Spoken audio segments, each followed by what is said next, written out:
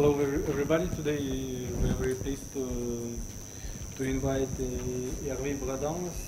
He is currently a senior researcher in LIMSI in Paris, and before that he did defended in 2007 his PhD in Telecom Paris.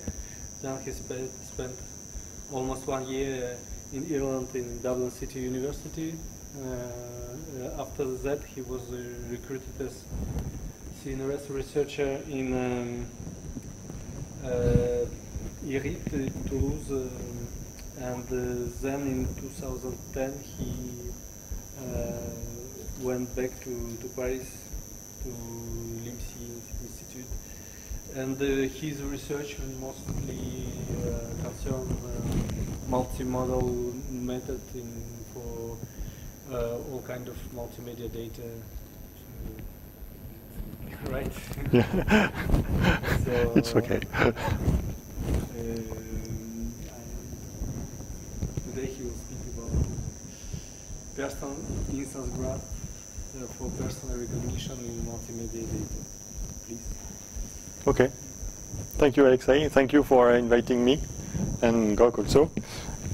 So yes, my name is Hervé Bradin. So I'm as Alexei just said, I'm a CNRS researcher at LIMSI in Orsay, not Paris, so south of Paris. It's not nearly the same, not as easy to reach as Paris. So this is a joint work with Anindo Roy, who was a postdoc with us at LIMSI, but he left. Viet Baclay, who's working at the Vocapia Research, and Claude Barras, also from LIMSI CNRS. So this was done in the framework of the QCompare ANR project, but I'll give more detail about that just now.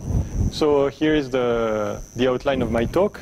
So first a bit of context, and then I'll discuss what person instance graphs are, how to mine them to do person recognition, and obviously the usual experimental results part, and I'll conclude my talk with conclusions.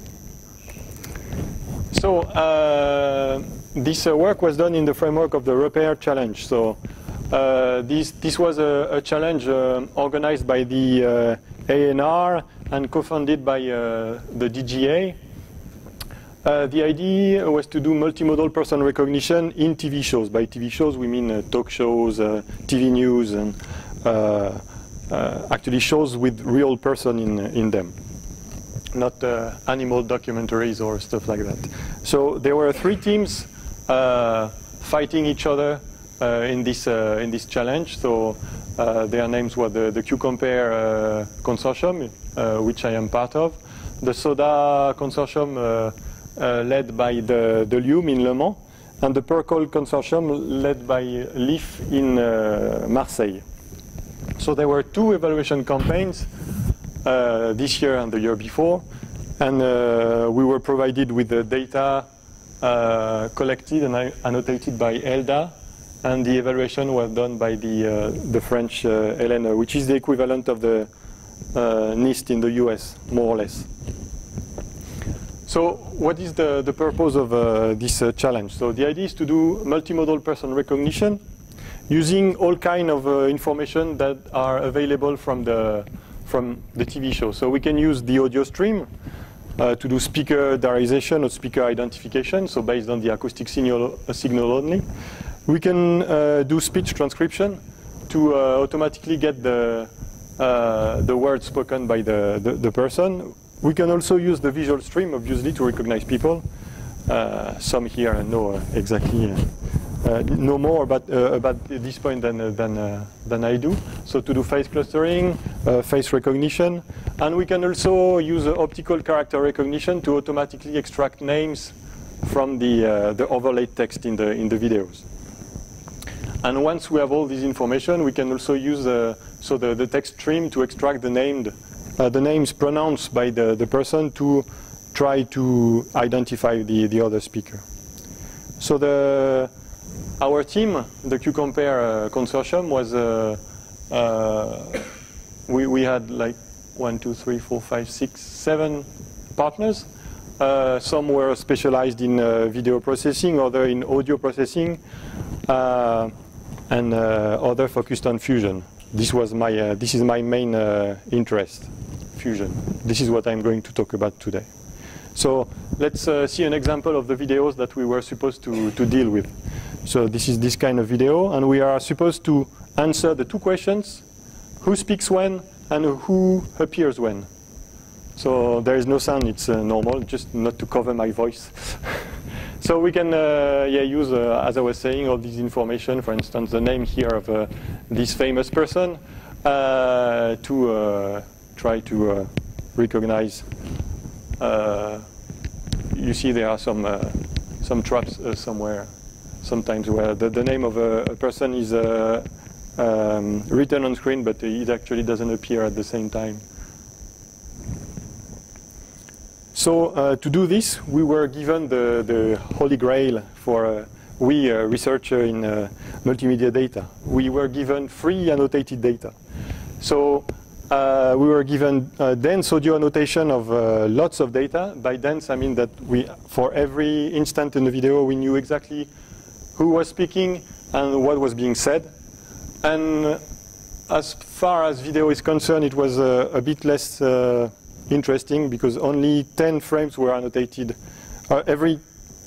One frame was annotated every 10 seconds. But we had the position and the identity of the face at this very moment. And also the transcription of the text written on screen. And also for the speech part, we were given where the names were pronounced in the speech stream. So this is the data we were given in 2013, so approximately 30 hours of data, and it was multiplied by 2 in 2014. Maybe it's not that big for you. I don't know exactly what amount of data you own for training your algorithm, but this was a huge, well, it was the holy grail for us. So we were supposed to answer various subtasks. The first one, the main was what we call supervised recognition. So we were allowed to use biometric models of the person to recognize them. So by biometric models, I mean models of their face and of their voice. And we could also rely on the names written on screen and the name pronounced by the other person to try to name all persons in the videos. But we were also asked to do unsupervised recognition, where we were not allowed to use prior knowledge on the identity of the person. So we couldn't use pre-computed face model or voice model to do that. We could only rely on written names and pronounced names to recognize the person. So this was a much more challenging task. And so also orthogonally to this, so we can model this as a 3 subtasks, like monomodal recognition, where we are only allowed to use audio to do speaker recognition, cross-modal recognition, when we are only allowed to use written names to, for instance, do speaker recognition, and multimodal recognition, where we are allowed to use any kind of information to recognize people. So why is this a difficult task? Mostly because even in the supervised approach, we are missing a lot of training data. Only 35% of test speakers, no, only 65% of test speakers had training data. So we couldn't recognize the 35% other by only using audio. And it was even worse for face recognition. Also, we can't assume that when a person appears on screen, he or she is speaking. It may happen that someone is speaking and his face is not appearing, and reciprocally, and sometimes a name appears on screen and it doesn't correspond to the actual the current speaker. So these are asynchronous data. So we cannot just do fusion of the two different systems at the end. And also we had to combine very heterogeneous data, like audio, video, text. And so we need expertise in all those domains. So that's why we gather into a large team. So why is this a useful task? So there are several applications that we can think of, like for instance, just information retrieval task, like for instance, find all sequences where Sarkozy is talking about immigrations. I don't know why I chose this subject. Radio, TV broadcast monitoring, like what is asked by the CSA in France to know exactly how long each politician spoke on TV.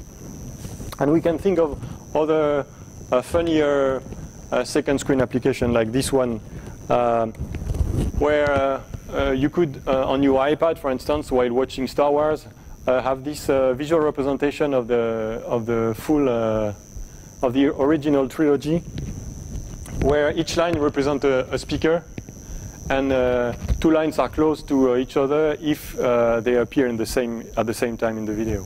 So this could be interesting for.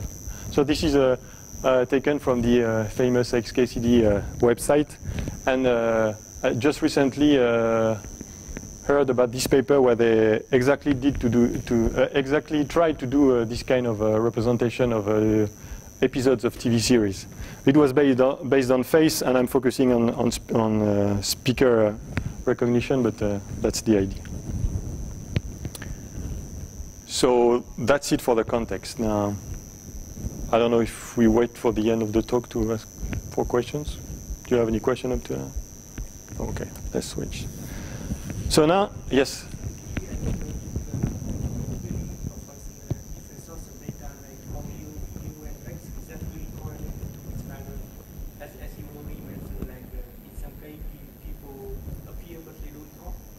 Yeah. Means that at that frame, visual information and audio information is not really correlated.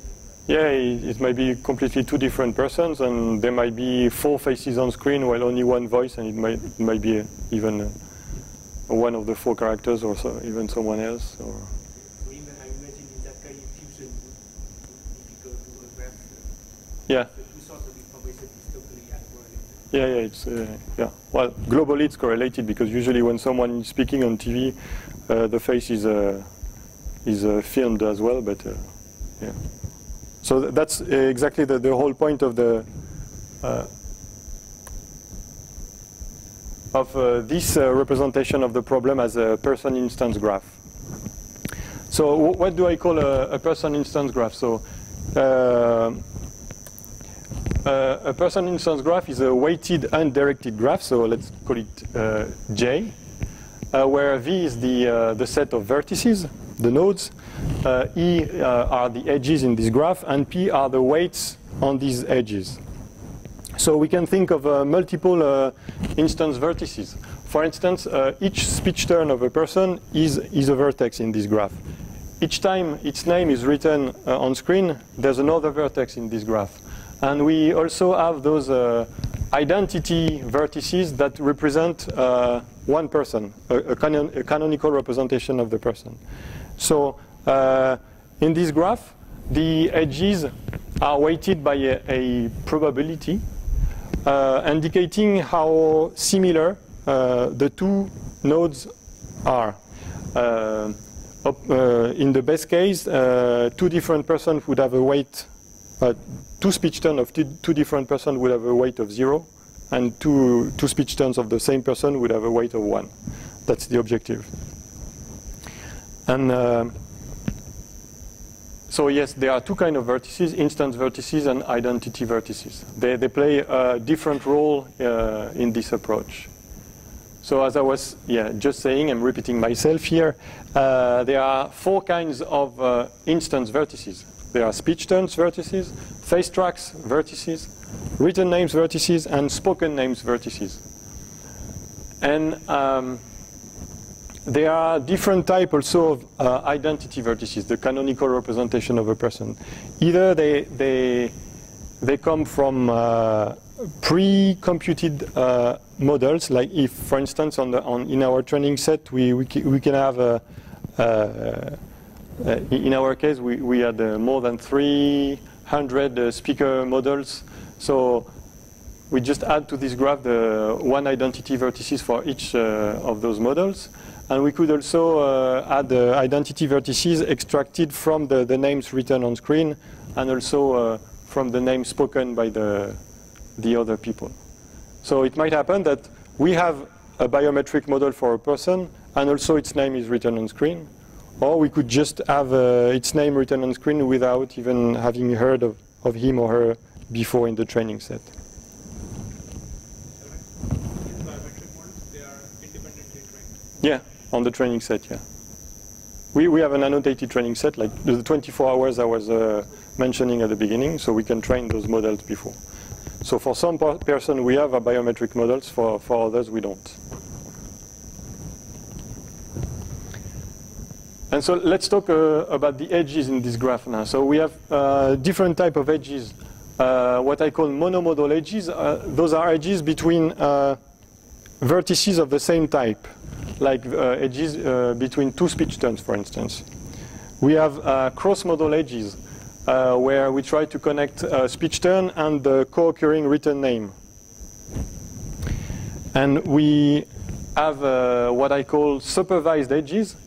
These are coming from biometric models. They connect, for instance, speech turn and the biometric model of this person. By comparing a speech turn and a biometric model, we are able to see if they are similar or not. And we also have hard edges, which are constraints in this graph. I'll discuss this later. So, for instance, how do we get those the weights on those monomodal edges?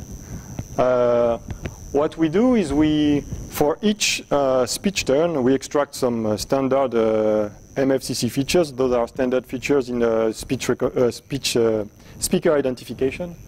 And we can compute based on those features some kind of distance between the two speech turns. And here I show the distributions of these distances on the training set. In red you have the distances between speech turns of two different persons. And in green, the distance, it's not really distance, it's rather a similarity. And in green, the similarity between speech turns of the same person. So you see that there's an overlap in those two distributions. So these distances alone cannot help us clustering the speech turns. And based on this distribution, we can compute some kind of probability that the speech turn T and the speech turn T prime are the same person, have the same identity. So just based on these MFCC features, we are able to connect all the speech turns together. Is this clear? Yeah. Now let's talk about the cross-modal edges. For instance, the cross-modal edges between the speech turns and the written names on screen. So they are weighted by the probability that a name written on screen, here Frédéric Adam, is actually the current speaker. And this is only estimated also on the training set simply by counting how many times when this happens that a name is written on screen and a speaker is speaking, what is the probability that they are the same person. So when there is only one name, the probability is around 95% on our training set, and that's how we connect speech turn and written names appearing at the same time. And we can do more or less the same with spoken name, except that when a name is pronounced, it's rarely the person itself pronouncing his own name, at least on TV. On the radio, the reporters sometimes end their reports by, this was Hervé Bredin from Rennes for RTL. But in TV, it never happens. And this is shown by this curve. It represents the probability that when a name is pronounced at this time, what is the probability that 30 seconds later, this is actually the speaker whose name was pronounced here. And you can see that there is a real drop down here that shows that nearly no one pronounces their own names. So using this curve, we can connect speech turns and all utterances of names in the, speech transcript. And now I'm coming to the other kind of edges. Like, for instance, we can connect speech tones to identity edges. That's what I was just mentioning before.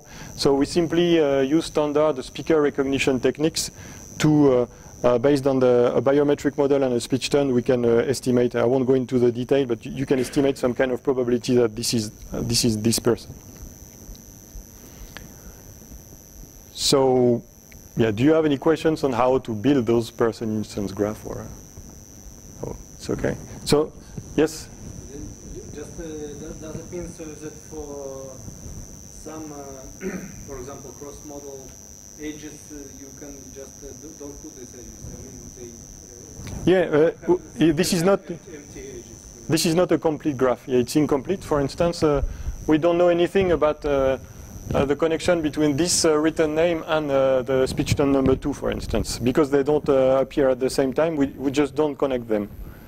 We could connect them and do the same as for spoken names, where when a name is written at one time, then there is a probability that the same speaker was appearing before, like 30 seconds before or so. But yeah, this graph is not complete. And also in the case, for example, when you know that two things can be never linked together. Yeah, so you put 0. Yeah, we put 0, and it gives in the second part of my talk additional constraints on the clustering that I'm going to do in this. So, for instance, when I didn't talk about faces here, but when two faces appear at the same time, then usually it's not the same person, except maybe in case of a mirror or. But so we can add constraints between face tracks appearing at the same time, for instance. And if you have a strong knowledge that two speech tones are from two different persons, then you can also force. Yeah. Okay. So now that we have these graphs, so we actually build one graph per video that we want to process. And so, starting from this graph, what we want to achieve is this kind of clustering. We want to group all instance vertices of the same person into one cluster, so that we can propagate the identity of this person to all the speech tones. And this is how we do person identification in this graph. So it might happen that we don't know anything about this guy in number 3, because we never had a biometric model for it, and his name was never written on screen, so it just stays unknown at the end of the clustering. So how do we do clustering in this graph? So we can start by a simpler problem where we only focus on speech tones. Even clustering those speech tones together. This is called speakerization. So this is a task of grouping, partitioning, and grouping the speech tones together based on their identity. So the objective here is to group the two red ones together, the two green ones together, and the blue ones, the blue one on its own. So usually, how this is addressed, it's addressed as a clustering task. Simple. So we can use a basic algorithm like k-means to do that, but the thing with k-means is that we are supposed to know in advance the number of clusters. We can also do some kind of hierarchical agglomerative clustering approaches, but the problem with this kind of approaches is that we take local decision each time. We decide that two speech tones are similar together, and then we assume that it's correct, that they are together, and we go on. So it could propagate clustering errors. And these type of approach usually cannot deal with the incomplete similarity matrices. In the case of speech tone alone, it's not a big deal because we know how to compare all speech tones together. But in case of a multimodal graph, then we don't have edges between all the nodes. So that's why we got inspiration from this work by Finkel and Manning, who worked on coreference resolution, and they used integer linear programming to do that. So I'm just going to discuss this. So I just summarize the notations so that you have a clear idea of what I'm going to talk about. So G is the graph, V are vertices, E the edges, and P are the probability that two vertices are the same person. So this is the weight on the edge. And yeah, that's what I just said. P is just the probability that two vertices are the same person, have the same identity.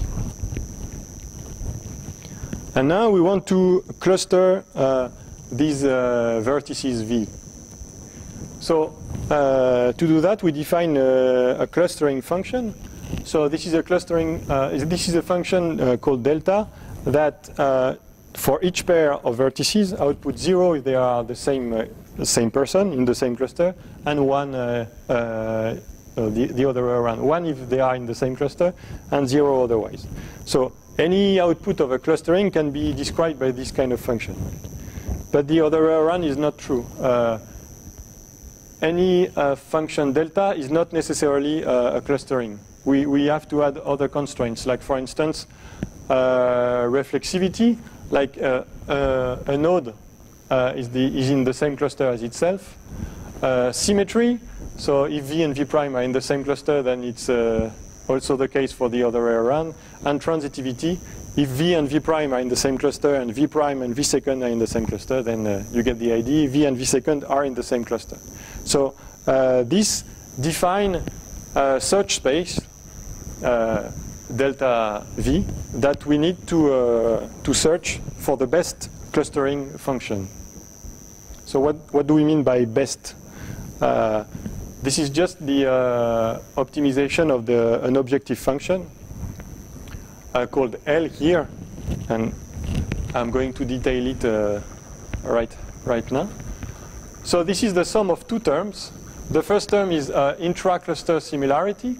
So this is basically the sum of all edges inside cluster, and inter-cluster dissimilarity.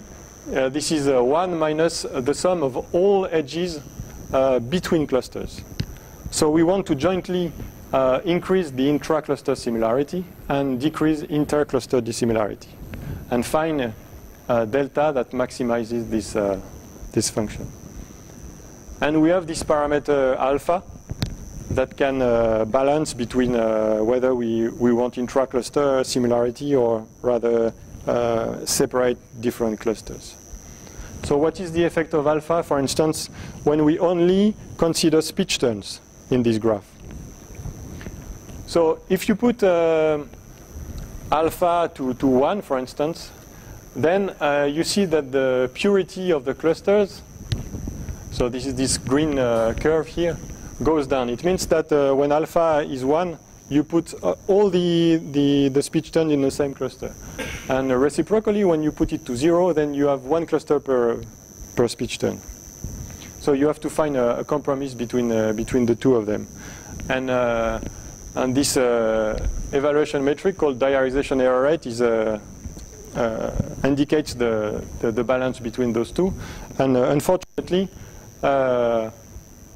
using just speech turns, we don't reach the state-of-the-art performance of just hierarchical agglomerative clustering. So this is not satisfactory for speech turn clustering. The good thing is that it can be extended easily to the multimodal case, as I was saying here. We can just apply exactly the same approach, but with multimodal nodes in this graph. So instead of just summing over the pairs of speech turns, we can sum on the pairs of all nodes in this graph, on all available edges in this graph. And so it works exactly the same, except that since there are much more speech turn edges in the graph than speech turn written name edges in the graph, then you would artificially give more weight to speech turn edges, for instance. So the idea is to weight those edges differently. So here you have all the type of nodes that you can get in this graph. So these are speech turns, written names, spoken names, and identity at the bottom of the graph. And this is simply a sum of all combination of those type of nodes. And we simply give a weight different for these different type of edges. Otherwise, the problem is exactly the same. And we simply look for the delta function that maximizes this. And so we have additional parameters like this beta parameter that we need to tune on the training set. And so, as I was saying, we need to add additional constraints to this graph. For instance, we cannot have two identity vertices ended up in the same cluster because one person has only one identity. So we add these constraints, for instance, for all pairs of identities. If they are different, then they must end up in two different clusters. And also, one person has only one identity. So this is the second constraint down below. And also, what we did is that we force every name written on the screen to be in the same cluster as its identity, the corresponding identity. So this way, we are sure that, for instance, this speech turn, this written name, and this identity are in the same cluster. So now I'm going to talk about the results that we get here. So this is the training set that we use. I mentioned it earlier, 24 hours of fully annotated data of 7 different types of shows. So BFM Story, LCP Info, and and Planet Showbiz are TV news like show. Top Question are the question in the French Assembly. I don't know if you spend some time watching this kind of show where there are simply recordings of the assembly discussions, the French Assembly discussions. Pile et Face are talk shows between two persons. And so we use this training set to train the weights of all those edges. We use the development set to train the weights of the optimization function and the test for testing. And the evaluation metrics are basically the total time of speech that is incorrectly classified over the total time of speech for diarization error rate and identification error rate. Okay. So depending on how large the graph is, we can tackle different tasks. For instance, if we only put speech turn in this graph, we do speaker diarization. But if we put edges between speech turn and identity, then we do supervised monomodal speaker identification. If we remove all the edges between speech turn and identity, then we get unsupervised speaker identification. So this approach is interesting in that it can deal with different constraints. So here are the results, for instance, for speaker diarization. So what we can see here really doesn't work. So at the very top is just a basic speaker diarization based on speech turns only. But if we add the written names to the game, for instance, we gain something, like it goes down to 18%. And also, if we add supervised edges in this graph, then we go down to 17.8%, which is much better than the 19.8% of the baseline. And also, we see that the purity of the cluster is usually better than the standard approaches based on hierarchical agglomerative clustering. So, yeah, this was the conclusions for this configuration. Maybe I'm going to switch this one. So for cross-modal speaker identification, by cross-modal I mean we only use written names on screen, for instance, to recognize the speaker. We don't use biometric models at all. Then we get 46% error rate. It might seem large, but this is to be compared with Oracle performance.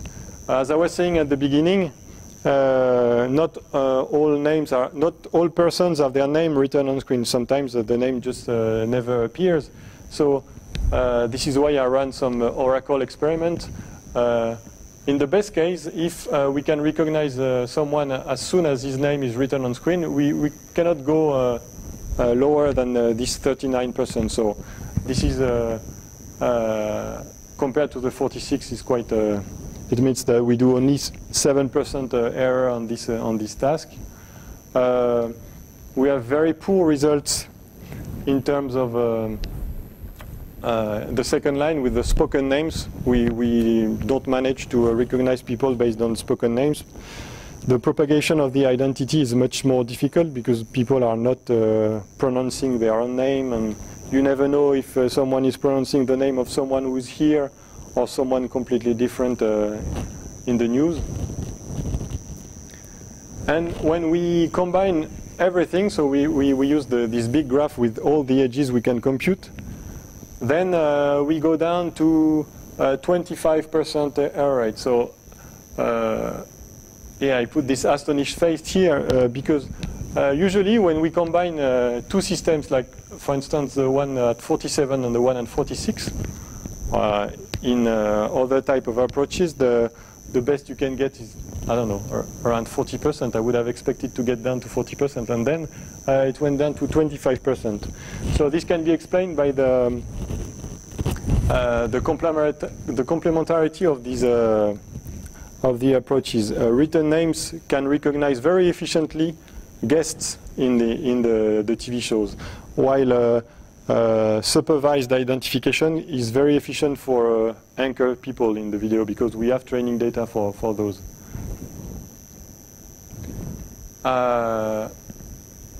Yeah, for instance, here, what did I want to show here with this grinning face?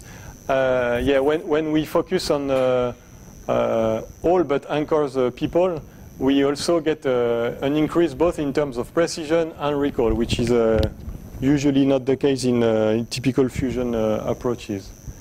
So using this approach, we get the best of both worlds, and this is because those are very complementary approaches.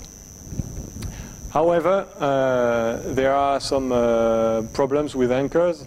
Using supervised approaches, the first line, we get 20%, and when we add the written names, then it apparently we degrades the performance. So this is something we need to address. So I wanted to do a quick demo, but I don't have internet access, and I didn't ask for it in time. So it's just a screenshot.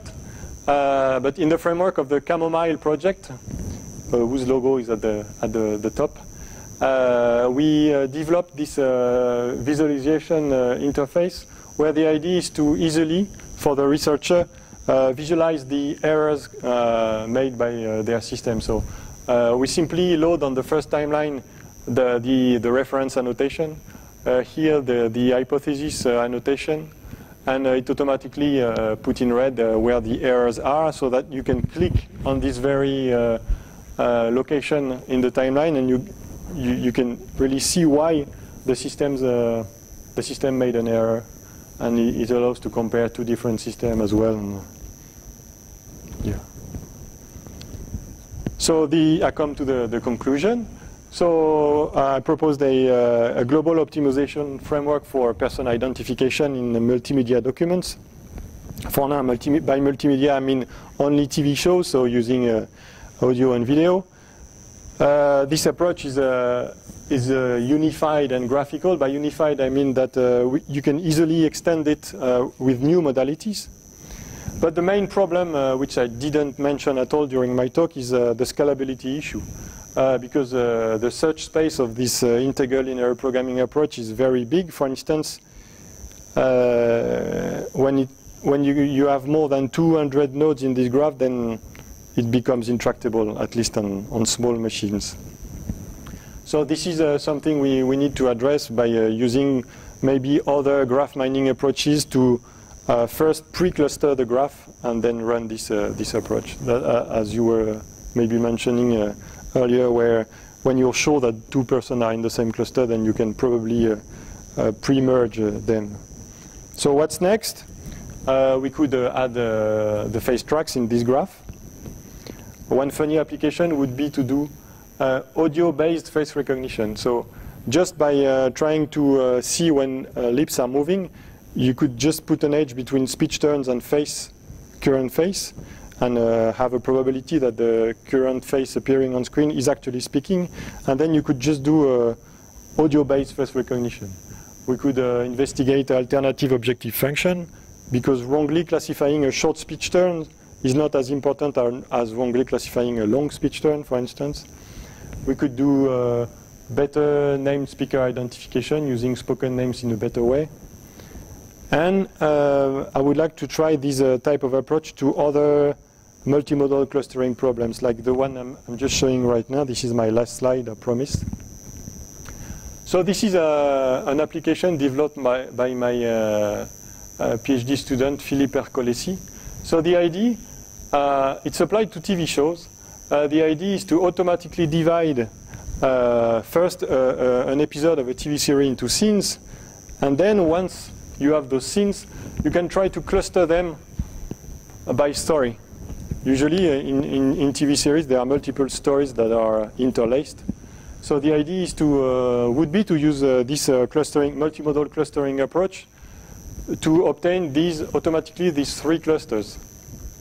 And then you could watch one story at a time, or I don't know, have a global view of the episode. So to compute this clustering, you could rely on so the output of speaker identification. You know exactly which character is present in which scene. You could use the image to compute similarity between the location, or you could use text and compute similarity between the different dialogues that are happening into each scene. So I come to my very slide. I just want to mention this corpus that we are building called TVD. The idea is to gather in one place lots of metadata around TV series. So for now we have collected several metadata like manual transcript, subtitles, and manual speaker annotation, manual face track annotation for 2 series, The Big Bang Theory and Game of Thrones, and we would like to expand it whenever possible. I know of this ANA dataset that you propose also. So thank you for your attention. I hope I wasn't too long.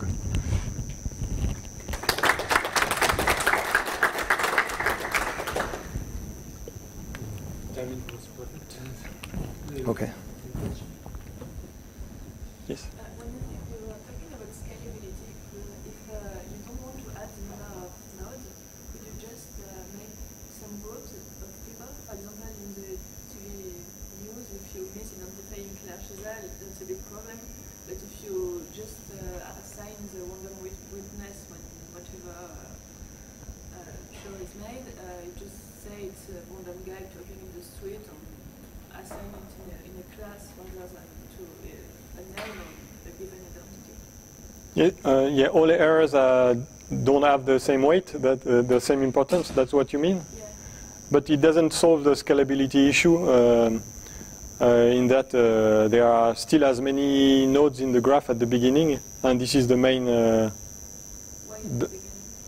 I mean, the graph, when you build it, you don't know anything about the identities. So you have one speech turn per one node per speech turn, and then.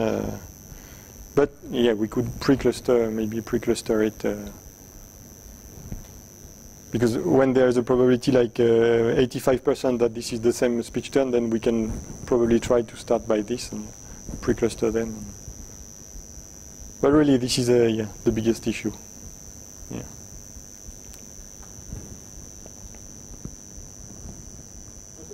You didn't explain the temporal information, right?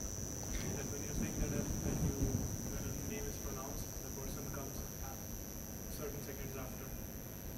But then maybe his name is pronounced again. So, I mean, the temporal information Yeah, we completely lose the structure of the show. There is sometimes a conversation between. So we could probably, for instance, I was thinking of it. If I find this slide, just here in the way we compute the similarity between 2 speech turns. Here, I didn't say much about it, but this is the prior probability that two speech turns are different person, and this is the prior probability that two persons are the same person. So this could be dependent on the temporal distance of two speech turns, for instance, and this would add information on the structure of the show, and or we could add this information in the objective function by artificially increasing the importance of edges which are close in time to enforce alternance, changes of speech turn and going from one speaker to another. So this could be added as an additional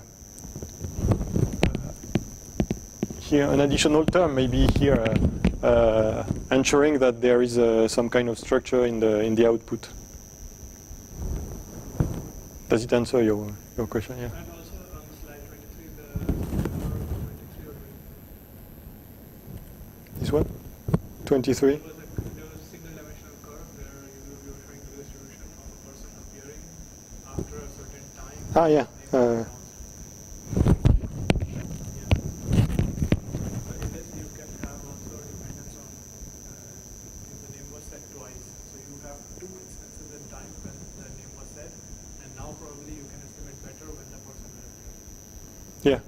Yeah, you're right. And but since this work, we worked also on this was on a better way to estimate this probability, really based on the vocabulary used around the pronounced names. Like thank you, sir. Then sir is probably before, and so this is the this paper. Here, the second one, where we only focus on spoken names, and so we modeled this based on the actual words.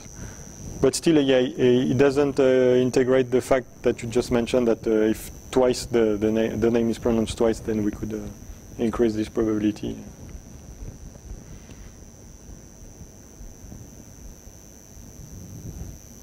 Okay. Yeah. Actually, also we were speaking about this structure notice, for example, when we were trying to annotate some TV series like Beverly Hills. There was in speech always jumping between, for example, a girl and boy because there was a lot of conversations between girls and boys, and they have also some. Another question, you were speaking about this repair evaluation in unsupervised and supervised setting. The final metric for evaluation, it isn't based on any names, or is it based on really naming people? Yeah, you really had to give a normalized version of the name. If you were wrong, like Nicolas Sarkozy would be Nicolas with a capital N _ Sarkozy with a all capital. If you were wrong in this normalization, it was considered incorrect. So we also really had to, there was one part I didn't mention at all, that is name normalization, that we had to. It's not only person clustering. We had to give the name of the cluster. Okay, but how you can do it? You said yourself that you had no data to name every people. Yeah, so some cluster remained unknown. Some cluster remain unknown. You should say it is unknown. Yeah. Okay.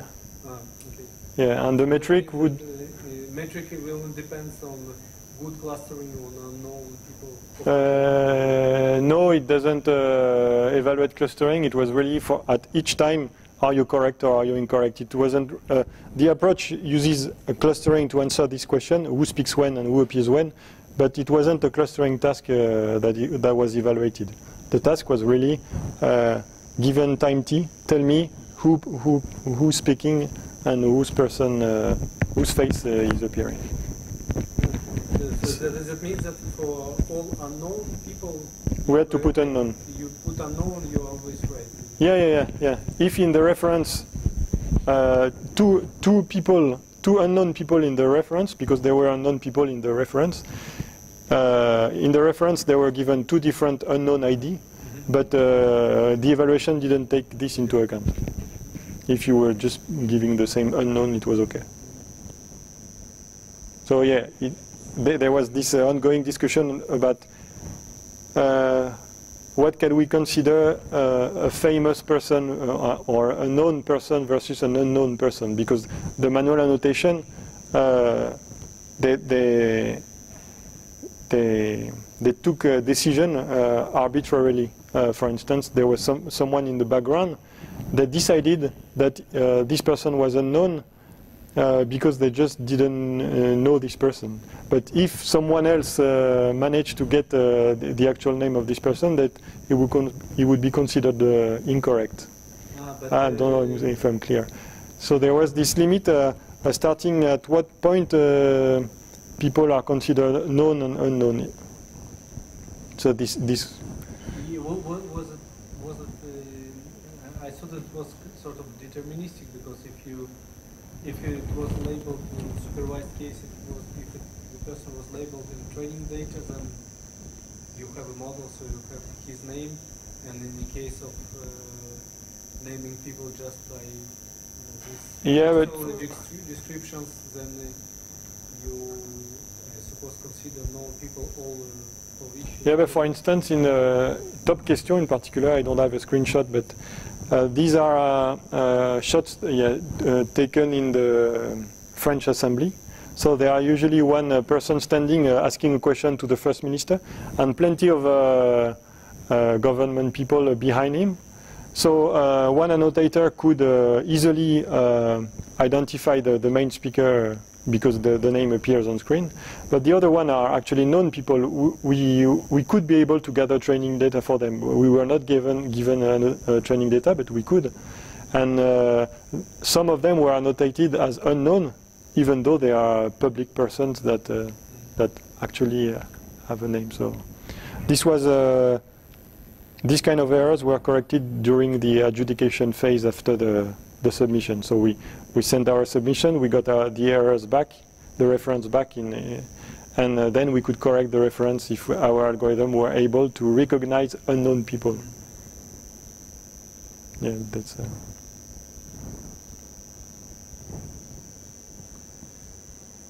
Okay. Let's thank you again. Thank you.